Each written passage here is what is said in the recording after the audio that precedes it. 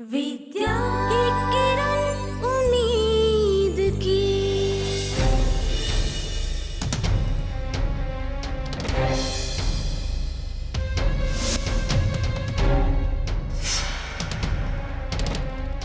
ज्यादा बुखार नहीं है, सिर्फ आराम करने से शायद ठीक हो जाए।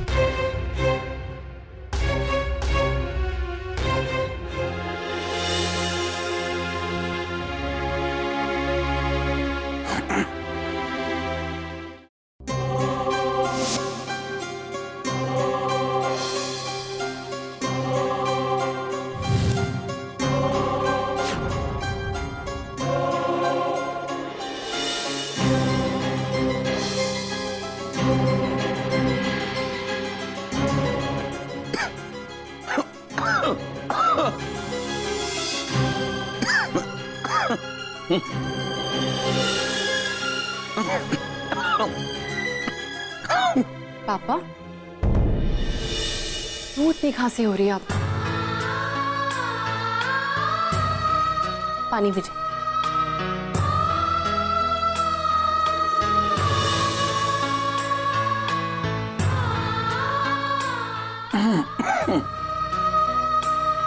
अब संभली खांसी है आपकी? अरे कुछ नहीं है, ये मौसम थोड़ा बदल रहा है, बस उसी की प्रॉब्लम है। सुबह तक बिल्कुल ठीक हो जाऊंगा। नहीं पापा, कल सुबह हम डॉक्टर के पास चलेंगे, ठीक है? चलिए, सो जाइए।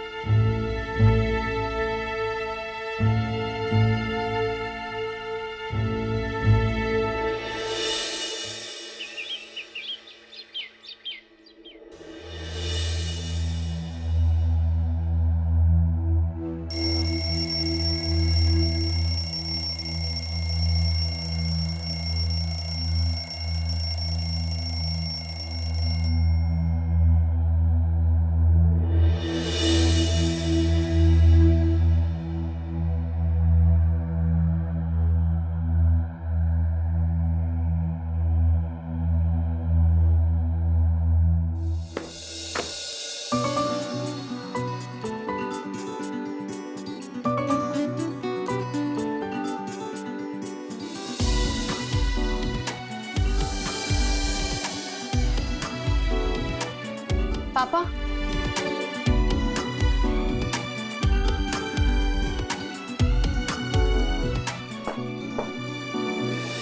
पापा, हाँ? अरे दिन चढ़ गया। बस स्कूल के लिए निकल रही हूँ।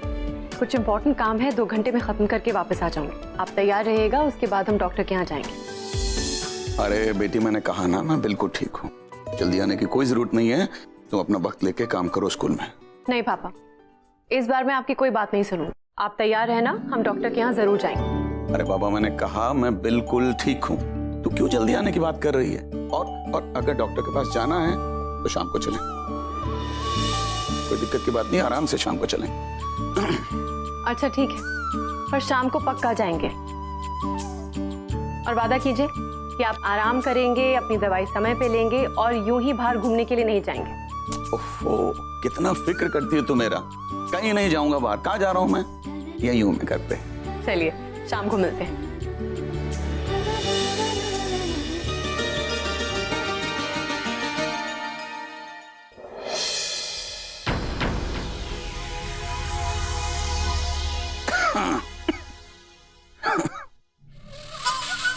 जाओ जाओ, आराम से जाओ। वहां स्कूल में जब तक तुम एक मुसीबत से निपट रही होगी, तब तक यहाँ उससे भी बड़ी एक मुसीबत तुम्हारा इंतजार कर रही होगी। विद्या शर्मा।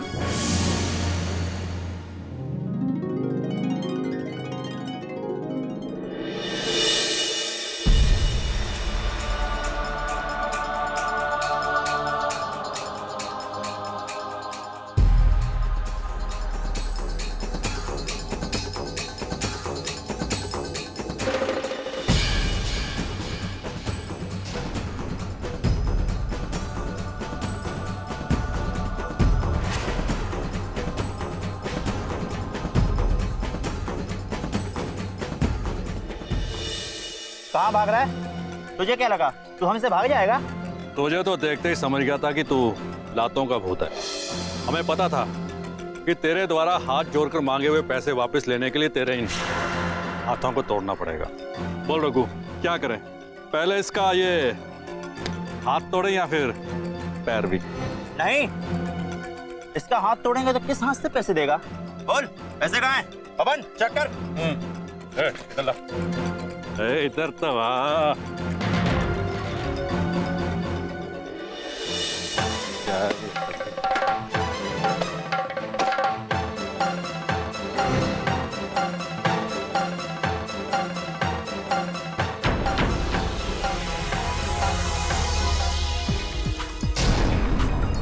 ये तो सिर्फ 500 रुपए हैं। 500 रुपए? 500 रुपए में तो हमारा नाश्ता नहीं होता। बाकी पैसे कहाँ हैं? भाई मेरे पास पैसे नहीं है, और वो भी मैं मम्मी के पास से चोरी करके लाया हूँ। मैं कहाँ से लाऊं 10,000 रुपए? किसी और की मम्मी से जाके चोरी कर, टाका डाल। वैसे तू भाईगिरी भी बहुत कर रहा है। अभी से ट्रेनिंग करना चालू कर दे, बढ़िया आगे चल के काम आएगा तेरे को। समझ गया? भाई ने क्या कहा, चुपचाप हमारे पैसे वापस कर, और हाँ, बहुत जल्द वापस मिलेंगे। और इस बार सामने से अपने आप हमारे पास आ जाना। अगर हमने तुझे ढूंढ लिया तो 1 पीस में नहीं मिलेगा, समझा?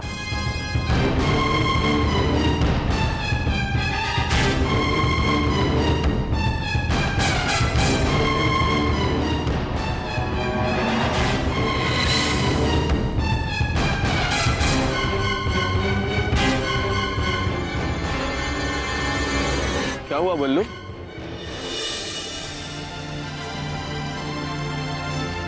कुछ भी नहीं।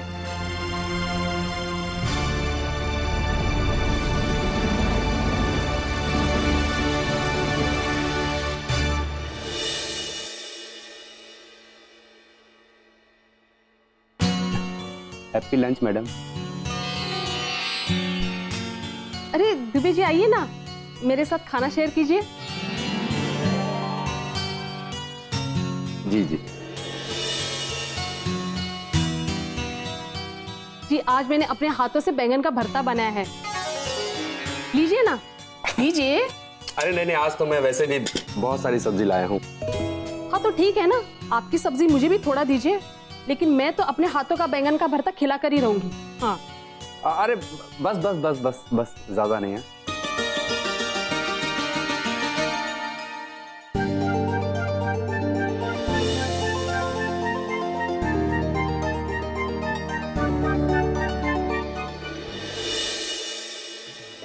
अब इतना भी मत घूरिए मेरी रोटी को। खुद बनाता हूँ इसलिए थोड़ी मतलब। आपके घर में आपके बाबा के अलावा और कोई नहीं है? नहीं, सिर्फ बाबा ही हैं, और पूरा दिन उनकी सेवा में निकल जाता है। अब बाकी जो समय बचता है आप तो देख ही रहे हैं यहाँ पे। हाँ हाँ, वो हिसाब से आपकी रोटी तो बिल्कुल ठीक है। मेरे बाबा एक बात कहते हैं कि मैं सब्जी बहुत अच्छी बनाता हूँ। जो सब्जी मैं बनाता हूँ वो दुनिया की सबसे बेहतरीन सब्जी में से एक होती है। आप टेस्ट करिए पहले।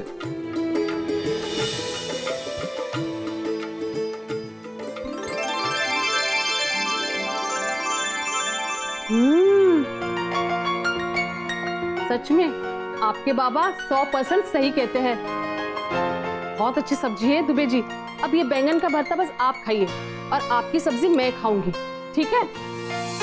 और मेरा ये आपसे वादा है कि आप मेरे लिए सब्जी बना कर लाएंगे और मैं आपके लिए रोटियां, ठीक है ना? जी जी लीजिए ना, ये रोटी लीजिए ना। जी जी ठीक है ठीक है, मैं काफी सारी रोटी लेके आई।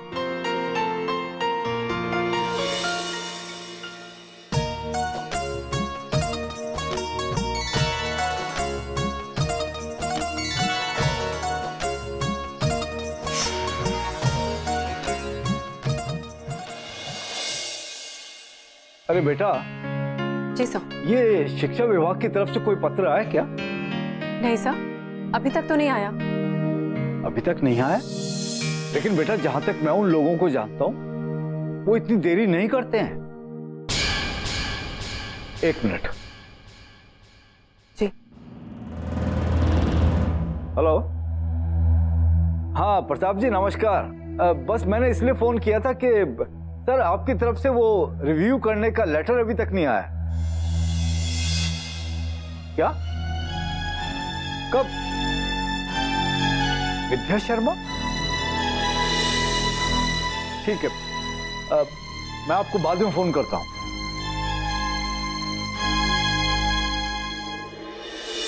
क्या बात है सर? बेटा वो तो कह रहे हैं कि उन्होंने रिव्यू का लेटर हमारे स्कूल को भेज दिया है और उनको आज उसका जवाब भी मिल गया है। क्या? कैसा जवाब? यही कि हमारे स्कूल को सरकारी मदद की जरूरत नहीं है और ना ही समीक्षा करवाने में हम इंटरेस्टेड हैं। ये कैसे हो सकता है?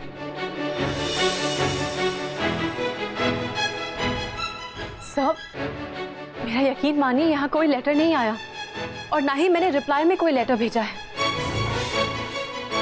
मुझे समझ नहीं आ रहा है कि ये हो क्या रहा है। समझ तो मैं भी नहीं पा रहा हूं, लेकिन प्रताप जी बता रहे थे कि जो लेटर उन्हें मिला है उस पे स्कूल की स्टैंप और तुम्हारे साइन है।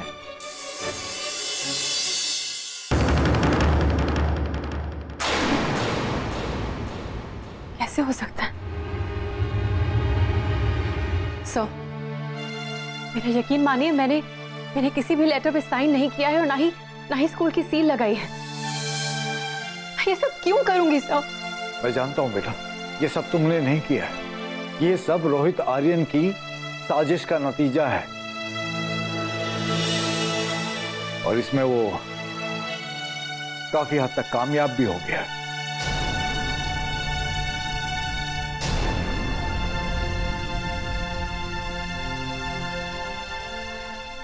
नमस्ते सर। थैंक यू, आपने मेरे बिहाफ पे लेटर्स कलेक्ट कर लिए। वो क्या है ना, आज मेरा एक बहुत ही इंपॉर्टेंट लेटर आने वाला है। आपका? जी, दीजिए।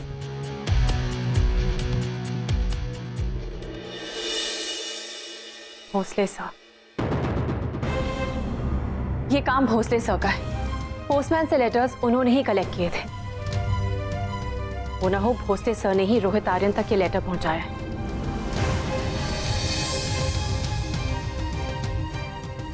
महाभारत के किसी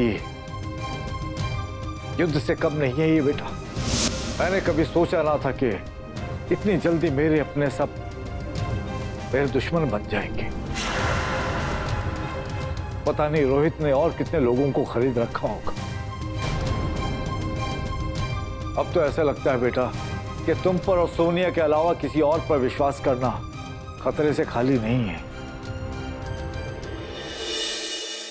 एक बात बताओ बेटा, भोसले ने किसी पेपर पे तुमसे साइन करवाए थे क्या? सर, जब भक्ति यहाँ पे थी तो मैंने कुछ पेपर्स पे साइन जरूर किए थे, पर वो पेपर्स दुबे जी मेरे पास लाए थे, भोसले सर नहीं। अच्छा मैडम, जो आपने लिस्ट बनाने को कही थी ना वो मैंने बना दी है। जी। ये लैब की सारी लिस्ट है, ये लाइब्रेरी की और ये कंप्यूटर सेक्शन की। अच्छा मैडम, ये स्पोर्ट्स डिपार्टमेंट की कुछ लिस्ट है और बिल भी है जो आपको साइन करना है। और सर, जो पेपर्स मेरे पास दुबे जी लाए थे उसमें से कुछ बिल्स खेल विभाग के भी थे और खेल विभाग को तो भोसले सर ही संभालते हैं ना। हाँ, मैंने बिना देखे साइन जरूर कर दिए थे, पर ये काम दुबे जी का नहीं। भोसले सर ने दुबे जी का इस्तेमाल किया है और वो पेपर्स, वो लेटर चोरी से मुझसे साइन करवा लिया है, क्योंकि दुबे जी मेरे साथ कभी गद्दारी नहीं कर सकते। मुझे उन पे पूरा विश्वास है, वो कभी मुझे धोखा नहीं देंगे। अच्छी चाल खेली उसने हमारे साथ। एक इतना बड़ा मौका जो हमारे हाथ में आया था चला गया। नहीं सर, हम इतनी जल्दी हार नहीं मानेंगे। हम उनसे माफी मांग लेंगे, उनसे कहेंगे कि शायद कहीं कोई चूक हो गई है, कोई गलतफहमी हो गई है, हमें एक मौका और दे दें। नहीं बेटा नहीं, ये सब सरकारी मामले हैं और शिक्षा विभाग इन सब मामलों में बहुत सख्त है। बड़े अफसरों की रजामंदी के बाद ये फैसले होते हैं, सभी ये निर्णय लिए जाते हैं। बड़ी मेहनत और विनती के साथ शिक्षा विभाग को राजी किया था इस बात के लिए। अब तो देखो हमारी तरफ से ही ना हो गई। अब मैं उन्हें कहूंगा तो क्या कहूंगा? बात जो भी हो बेटा, गलती तो हमारी है और वो हमारी कोई बात नहीं मानेंगे। नहीं सर, ये रोहित आर्यन की चालाकी का नतीजा नहीं, बल्कि मेरी लापरवाही का नतीजा है। जबकि मैं जानती हूँ कि रोहित आर्यन भेड़िए की तरह हम पे नजर गड़ाए बैठा है। उसकी हर चाल, उसके हर वार के लिए मुझे सतर्क रहना चाहिए, पर I'm sorry सर। बेटा, बुरा वक्त और बुरे लोग अंधेरे में ही वार करते हैं, लेकिन सुबह की पहली किरण के साथ अंधेरा भी और बुरा वक्त भी चला जाता है। और इंसान उसे कहते हैं जो आखिरी सांस तक उम्मीद का साथ ना छोड़े। मैं शिक्षा विभाग के निर्देशक से बात करूंगा। और बेटा, इतनी जल्दी हार ना मानना मैंने तुमसे सीखा है।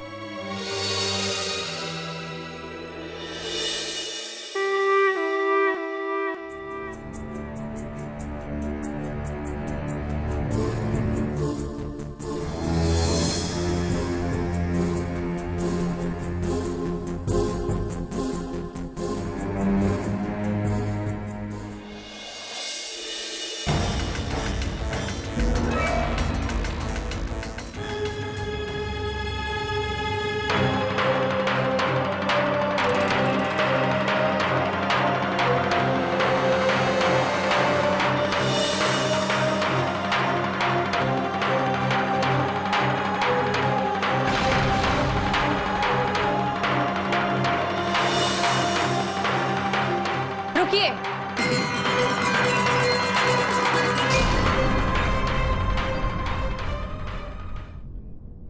घटिया काम करते वक्त आपको शर्म नहीं आई और आज मेरे सामने नजरें झुक गई आपकी।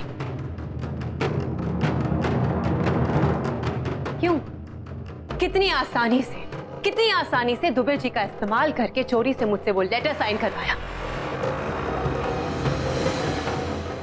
क्या आप नहीं जानते? ये हरकत सिर्फ घटिया ही नहीं बल्कि साथ ही साथ कानूनन जुर्म है। और अगर मैं चाहूं तो आपको पुलिस के हवाले कर सकती हूं और आप सालों तक जेल की चक्की पी सकते हैं।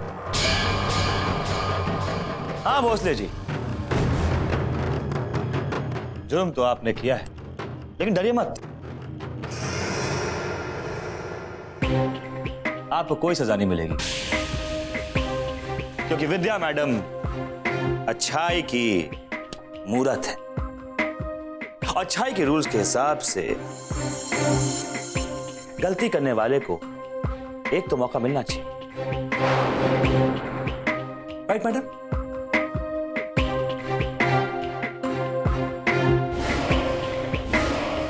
आपको कुछ नहीं होगा, जाइए और जाके चैन से अपना काम कीजिए।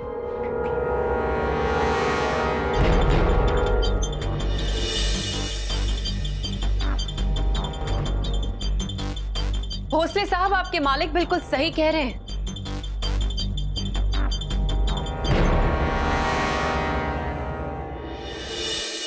वो लोग जो मेरे अपने हैं, मैं उन्हें सुधरने का मौका तब तक देती हूं जब तक सुधार की गुंजाइश हो। और जैसे ही मुझे एहसास होता है कि अब सुधार की गुंजाइश नहीं बची, मैं सजा की ओर ले जाती हूं।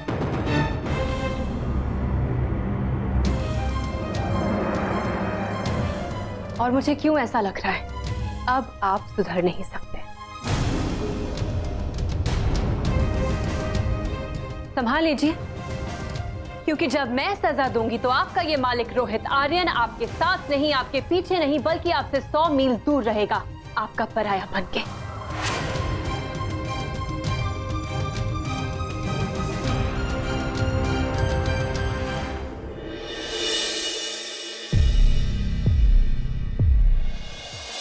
लिसन मिस विद्या, आपको जो भी कहना है तो जल्दी कहिएगा। अब तुम उस पर आरोप लगाओगे कि मैंने स्कूल की एड को रोकने के लिए सब किया, और मैं बड़ी सफाई से जवाब दूंगा। और फिर मैं तुमसे कहूंगा कि मैं हमेशा की तरह तुम्हारे रास्ते में कांटा बन के खड़ा रहूंगा। और फिर तुम मुझे अच्छाई का भाषण दोगे कि मैं अच्छाई नहीं छोड़ सकती, वगैरह वगैरह, राइट? तुम्हें जो भी कहना है, जितना भी गुस्सा निकालना है, तो जल्दी निकालो। You heard me, right? तुमने सुना? मैं आज थोड़ा बिजी हूँ। जी बिल्कुल। सुना मैंने, पर मैं सिर्फ इतना सोच रही थी कि कोई भी पैदाइशी घमंडी, ईगोइस्टिक और अड़ियल नहीं होता। जरूर तुम्हारी जिंदगी में कुछ ऐसा हुआ है जिसकी वजह से आज ऐसी हालत है तुम्हारी। बोलो ना। इस शहर में इतने बड़े बड़े स्कूल्स हैं, पर तुम सिंघानिया स्कूल के पीछे पड़े हो। कोई तो राज है, कोई तो बात है जो तुम छुपा रहे हो सबसे। क्या मैं जान सकती हूँ क्या है वो बात?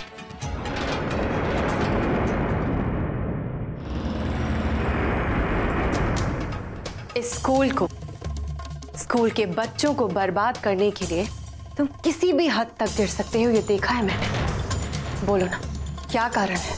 क्या कारण है इसका? Get out. चली जाऊंगी, पर जब तक तुम मुझे अपना सच नहीं बताओगे, मैं यहां से बाहर कदम नहीं रखूंगी। क्या सच है रोहित आर्यन? क्या है वो कारण? बस इतना समझ लो,